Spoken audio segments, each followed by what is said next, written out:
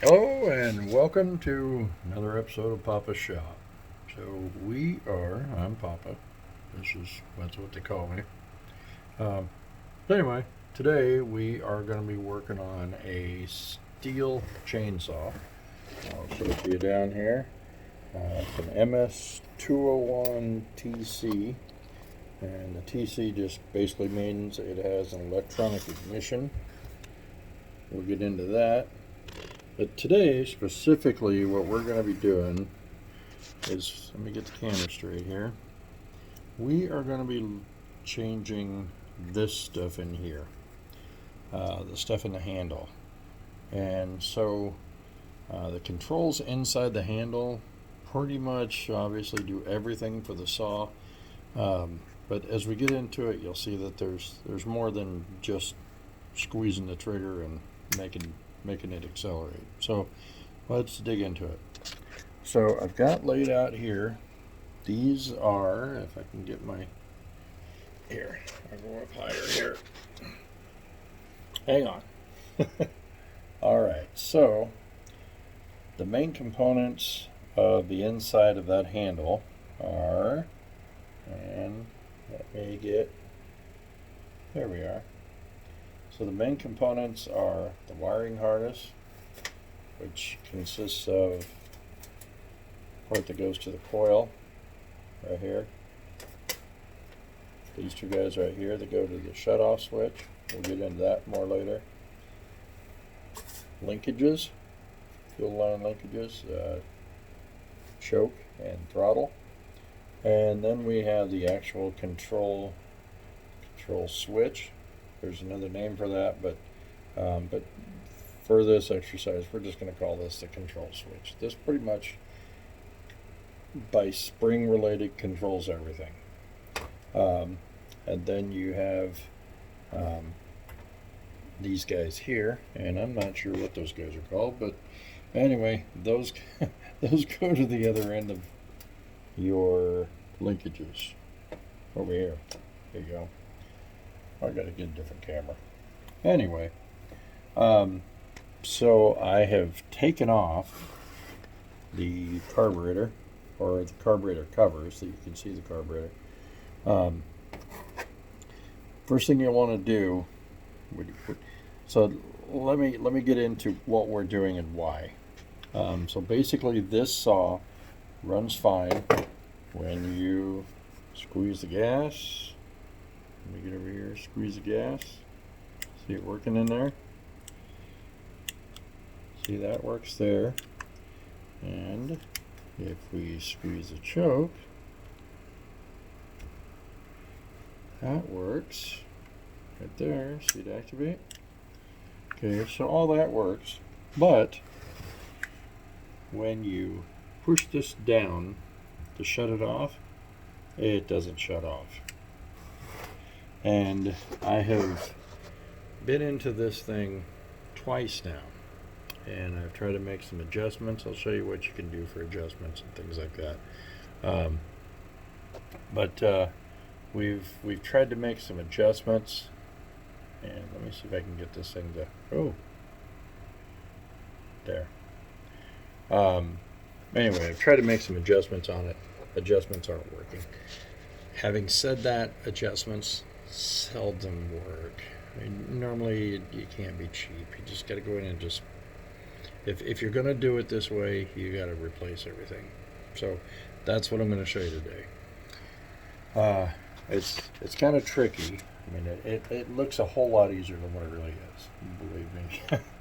So let's get into it. So I've taken these 3 screws loose right here. Whoops, right here. So I'm going to set this thing down so that you can see what I'm doing. So I've taken that loose, and then you just want to gently pry on this thing to make that come out. Because if you got something in here that's not working right, you kind of want to see why it's not working right. And if you can see that, beforehand, again, it's better to replace everything But obviously, if you just have one little piece broke, just replace that one little piece. In this case, I don't think I can zoom in at all. So I'll just move the chainsaw closer. So here are the linkages I was telling you about. There's the safety switch there. That comes out. There's a spring that goes on the back side of that trigger switch. Okay, so all this will come out. Put all that down here. Okay. And then this stuff is pretty self-explanatory. It just comes out. Now, the trick of all this is putting it back in. Okay, so you'll want to rewind this, because there's really nothing I can tell you that here's the best way of doing it. You know, it's very tedious to get those pieces, these linkages, to go back and stay in there while holding everything in place. It's just a pain in the neck. I mean, there's no way of getting around it. This, because I'm going to show you how to tear this apart, and so putting it back together is obviously just the opposite. This piece right here hooks on this spring right up here. Okay, so when you put this back in, that spring's going to hook on there. This handle, you see this right here? This guy right here? That has to be pushed up before when you put this in, that has to be pushed up. I'm not sure if you can see all this with my hand in the way. See, like that? Then you squeeze that trigger to get it out of the way and get that to go in the hole, which is right behind it.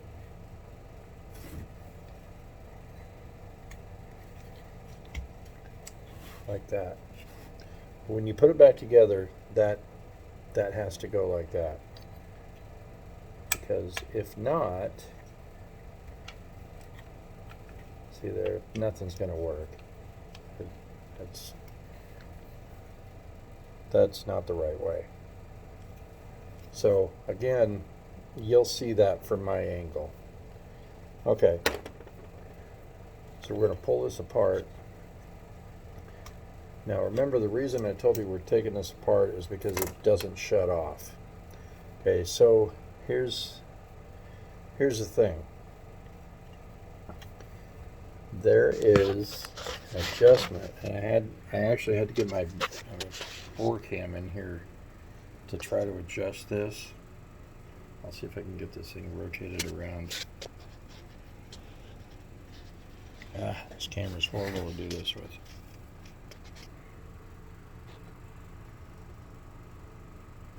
Okay, right there. You see where those little prongs are down in there? There, we're getting the right way. Those little prongs back in there. Okay, those guys right there are what shut this off. Okay? So here's that piece right here. Now, this is kind of important. These two, let me get out here. This piece, see where that little brass piece goes all the way through there? So when you shut this off, basically what you're doing is you're making the connection between these two. One side goes on one side of this, one side goes on the other. Let me see if I can kind of show you here, because this is one of the main things that prevents this from shutting off. So this,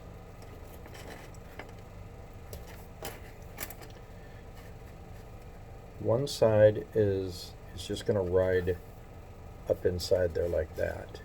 Okay. The other one is going to get as you shut it off, the other one is going to push up onto here. And when those two connect, that's what makes the circuit between the ground. So this is a ground, and this goes to the computer or the coil. And so when you ground those two, when these two are connected, the saw shuts off. And that's how they connect, is by both sides arcing this. So if you have a saw that doesn't shut off, you want to look inside there. You want to look inside here and see if those are actually touching. You can adjust those a little bit by taking this out, and now you can get this back up here again. Now you can kind of see how they sit in there, and then this sits right in, and they hit on both sides of that brass. Okay, now if you're looking straight on at them, these should kind of line up between here and here, because this is straight. See, so if these are straight up and down or close to, then it should shut off. Technically it should shut off. This, so when you push down on here, it's going to push, I'm trying to do this backwards, it's going to push that over.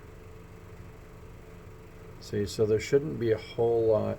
If this guy is way over here, when you first take it off, it's definitely not contacting, because when you push down, you're already here.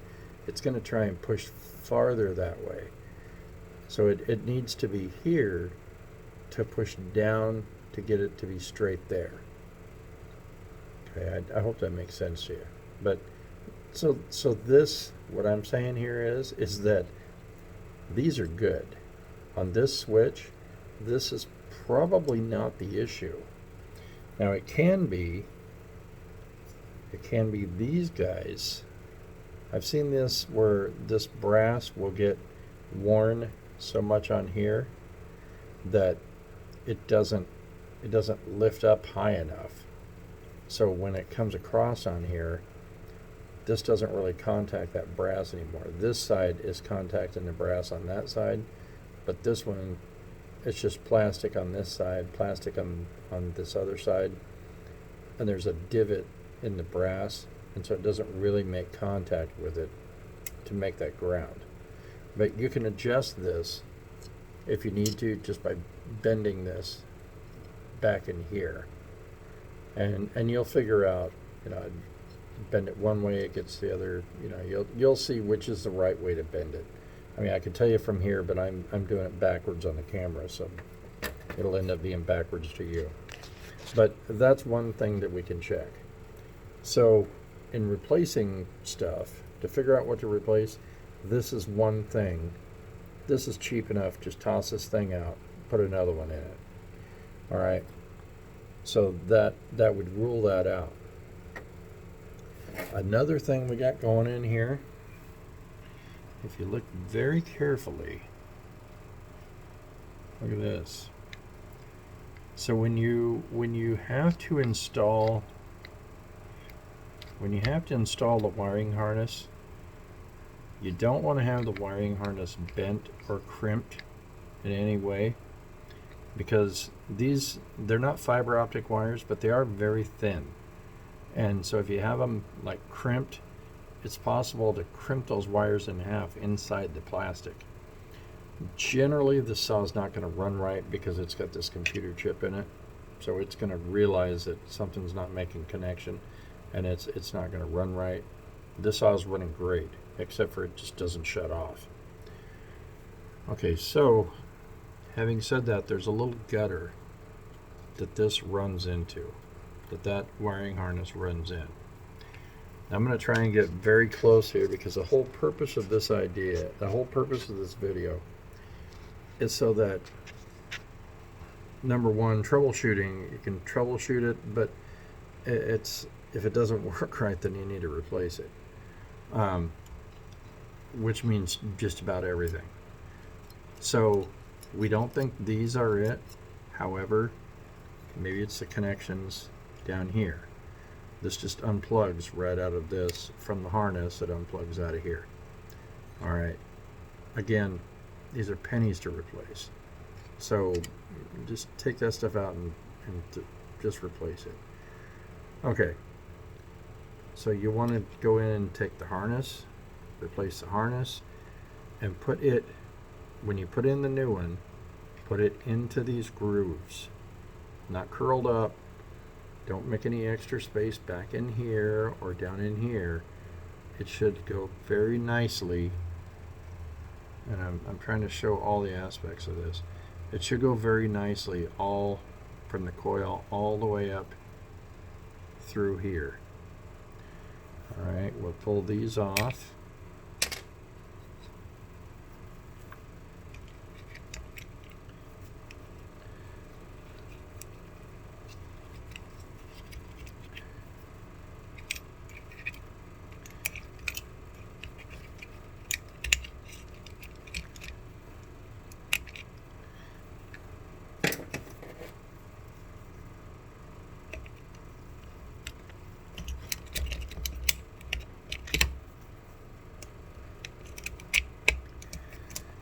And the choke side will come off fairly easy. The throttle side is a little tough because it's wrapped in there pretty tight. Okay. So the other thing you want to do, I'll put this back down again, because so at this point, we know we probably want to replace these. We want to replace these prongs, which are attached to the wiring harness. Okay, the harness and this guy is basically what makes it turn on and off electrically. And so these are pretty big culprits that those, and this kind of shows you a little bit. You can kind of see just, let me turn that the right way, kind of see just how tiny those wires are. They're really, really small. And so any kind of a crimp or a pinch or anything can give you a bad ground. One thing also, one side of this one side of this goes to the coil. This goes to the ground screw, and I'll show you that in a second. But what can happen also is that this gets corroded in here, and you can't really see it with the naked eye, but this will get corroded, and then one side really doesn't make a good connection. And so it goes to the coil okay, and the computer reads it okay, but then when you try to shut it off, it just doesn't, because one side of this is not. See how both of those go in there? One side is just corroded or whatever, and it just doesn't. But you can, if it's your own personal saw or whatever, I mean, sure, you can take this all apart and try to rebuild this, but honestly, I don't remember how much this costs, but it's really not that much compared to the time and effort it takes to try to restring all this stuff. You know, it's better off just throw it in a round file. So there's your. So we've come to the conclusion that we probably want to change the harness, and we want to change this guy. So in order to get the harness out, this right here, you just pinch this. It's right next to the computer. Pinch that, comes right out. Okay, once you have that off, pull the fuel line, pull the vent valve, pull the carburetor from this side, and I'll show you why in a minute here. When this choke is hooked up in here, there's a little hose down here that holds that. So sometimes you'll have to pry that loose a little bit.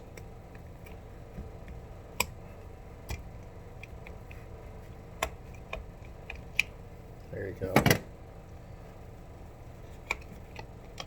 So if this is held up with the linkage, for whatever reason, if your linkage is still in there and you want to keep it in there, you can unhook that clutch, or the choke, by just turning this sideways.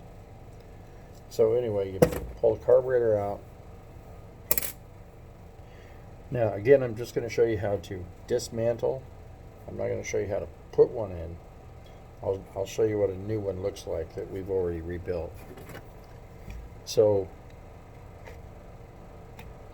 basically what I mean is that everything I'm doing here, just obviously do it in reverse to put it back. But I kind of want to show you how this one is in here the right way and the wrong way. Now, just made a mistake, and I want to show you guys what I did wrong. See how that was so tough to pull out of there? Before you take that out, don't do what I just did. Take this guy out first. This is the cover for the computer cord to plug in the diagnostic machine. That should come off first before you take this off. Reason is because this plugs into that to protect it. See? And so when you jerk this out of here, you can damage those plug-ins down in there. So it's a good idea to pull this off first. Don't do what I just did. Alright, so back to doing what you should do. Make sure, I'll get the saw closer. There's little gutters for these wires to go into. Make sure that these wires go into those gutters properly. You don't want anything sticking out, anything that's down in this area here. This has to be done, I mean, everything in here has to be done very precise for everything to fit and work properly. So make sure that when you put this back, that you put all that back down in that gutter. Now we'll pull this the rest of the way out of there like that. Pull it this way. And then we'll just hook that so I don't have to get my fingers in front of the camera. And then we'll just pull all that stuff out of there. Okay? Now, we'll get this out of the way.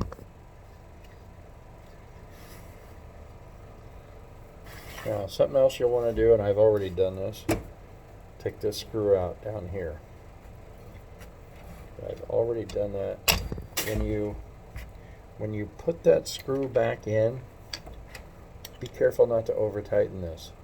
It's very, very easy to over tighten that. Snap that screw off inside there. It's a pain in the neck to get that thing back out. Okay, you turn this thing around. Get your AV mount loose. Now back here, got your hoses loose. Pull this screw out right here.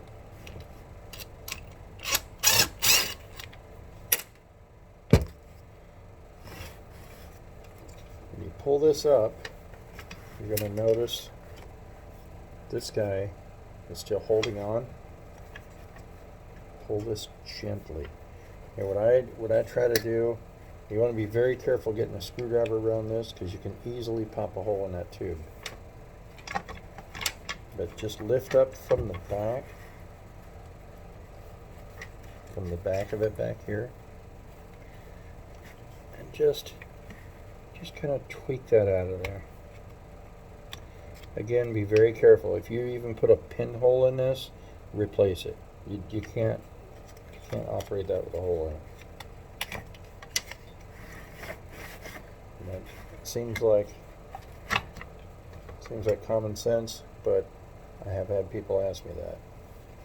Okay, Put that loose off of there. You got this little hose, goes down for the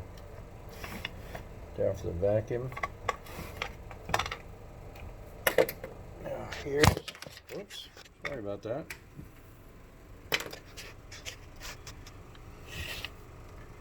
Now here is the meat and potatoes of these guys. There's where that plugs in.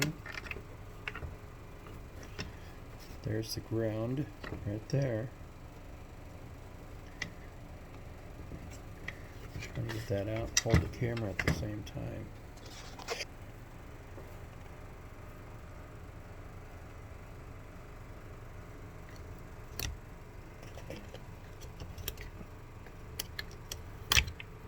There. Now, that part is free.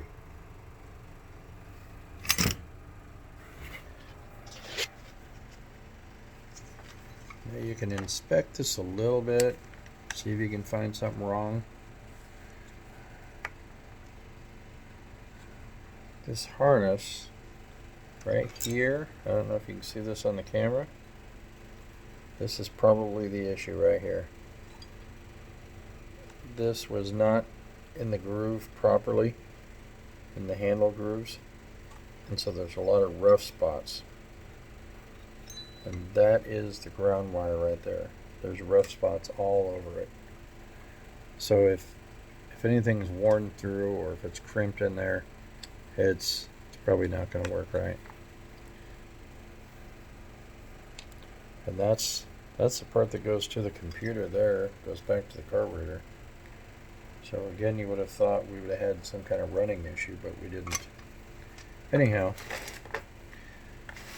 next you want to take the front cover loose. Take that out. I already got those screws off. And now it gets pretty easy from here. Try to set that up on this side. Okay. So you got this guy here. Should have a screw in here. However, if you use these saws a lot, like our crews do, this little piece will get broken in here, and that screw doesn't really do anything. So we just have it plugged in. It doesn't serve as a ground or anything like that. Speaking of ground,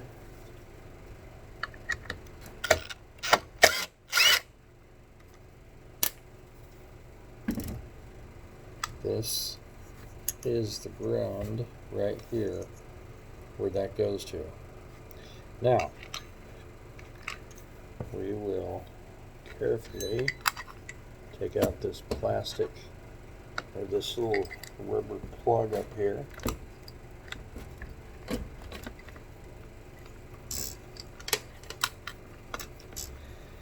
And you just feed this wire through this hole up to the top.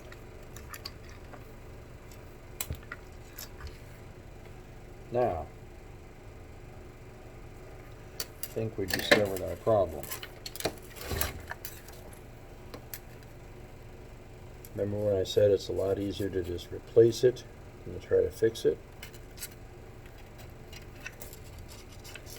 I don't know if you can see this on the camera. Here we go.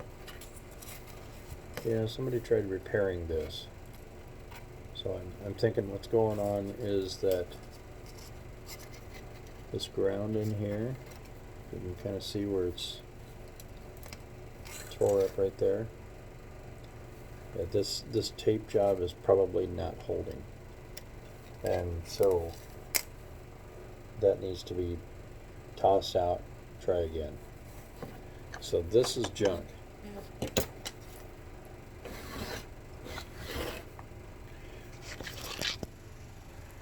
All right. So what we've done is we tore everything apart. And again, when I'm not going to go through how to put it back together because rewind this video. It's the same in reverse. Just make sure that everything is in those grooves like we talked about. Make sure the wire looks good. Make sure you don't have any crimps in it. And then when you get done with a handle that you tore apart, should look like this. Now the other thing is, make sure you thoroughly clean this. Get all the crud out of there. But before you put it back together, make sure you thoroughly clean all that. When you're all done, your new handle should look like this.